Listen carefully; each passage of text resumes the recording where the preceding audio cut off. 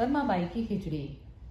भगवान श्री कृष्ण की प्रिय भक्त कर्माबाई बचपन से ही अपने पिता जीवन राम को कृष्ण भगवान की पूजा करते हुए देखती थी। वह कभी भी कृष्ण भगवान का भोग लगाए बिना भोजन ग्रहण नहीं करते थे। जब कर्माबाई 13 साल की थी तब एक दिन जीवन राम को तीर्थ पुष्कर स्नान करने के लिए जाने की इच्छा हुई। साथ में उनकी पत्नी ने भी पुष्कर स्नान करने की इच्छा की। जीवन राम अपनी बेटी को भी ले जाना चाहते थे, लेकिन दुविधा यह थी कि अगर वह सब घर से बाहर गए तो श्री भगवान का भोग कौन लगाएगा।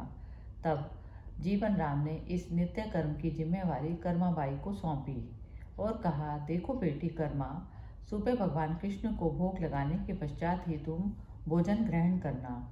कर्मा ने भी अपने पिता की हाँ में हाँ भर दी। अगले दिन सुबह कर्माबाई ने उठकर सबसे पहले गुड़ और घी बाजरे की खिचड़ी बनाई और भगवान कृष्ण की मूर्ति के सामने रख दिया और बोली, भगवान, मैंने आपका भोग रख दिया है, आपको जब भूख लगे तब खा लेना, तब तक मैं घर के काम पूरे कर लेती हूँ। इतना कहकर कर्मा अपने घर के कामों में जुट गई।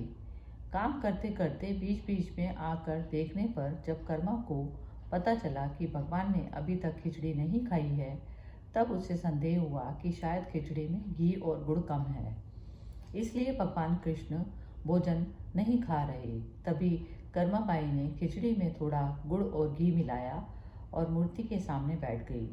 वह बोली, भगवान, मेरे पिताजी जब खिलाते हैं तब तो आप खा लेते हैं, तो अब क्यों नहीं खा रहे?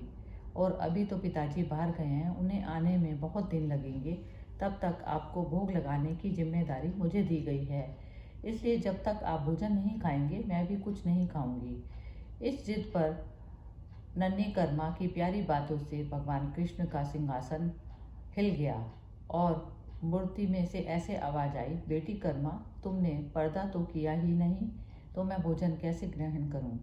तब कर्माबाई ने मूर्ति के आगे अपनी चुनरी का पर्दा किया और कुछ ही समय में कृष्ण मूर्ति के सामने रखी खिचड़ी की थाली खाली हो गई। अब कर्मा रोज सुबह सबसे पहले कृष्ण को खिचड़ी खिलाती और बाद में खुद भोजन खाती। कुछ दिन बाद लौटने के बाद कर्मा के माँ बाप भी कृष्ण की लीला को देखकर दंग रह गए।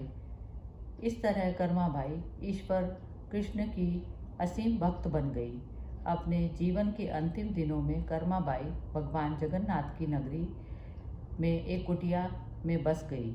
वहाँ पर एक दिन कर्माबाई की कुटिया के सामने एक तेजस्वी बालक आया और उसने कर्माबाई से पूछा, कहा कि मुझे भूख लगी है, माँ खाना दो। उस वक्त भी कर्मा अपने भगवान कान्हा को खिचड़ी का भोग लगा रही थी।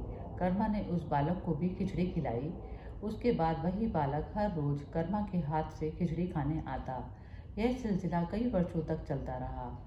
अब वह बालक कोई और नहीं, स्वयं जगन्नाथ भगवान थे, क्योंकि जिस दिन कर्माबाई का देहांत हो गया उस दिन जगन्नाथ भगवान की मूर्ति की आंखों से आंसू बह रहे थे और उसी रात मंदिर के पुजारी के स्वप्न में जगन्नाथ आए और अपने दुखी होने का कारण बताया कि उनकी परम प्रिय भक्त कर्माबाई गोलोक सिधार गई हैं। मैं रोज सुबह उसके हाथ की खिचड़ी खाता था, अब मुझे खिचड़ी कौन खिलाएगा? अगले दिन से मंदिर के पुजारियों ने निर्णय किया, भगवान को रोज बाजरे की खिचड़ी का भोग लगेगा और उस भोग का नाम दिया गया कर्माबाई की खिचड़ी।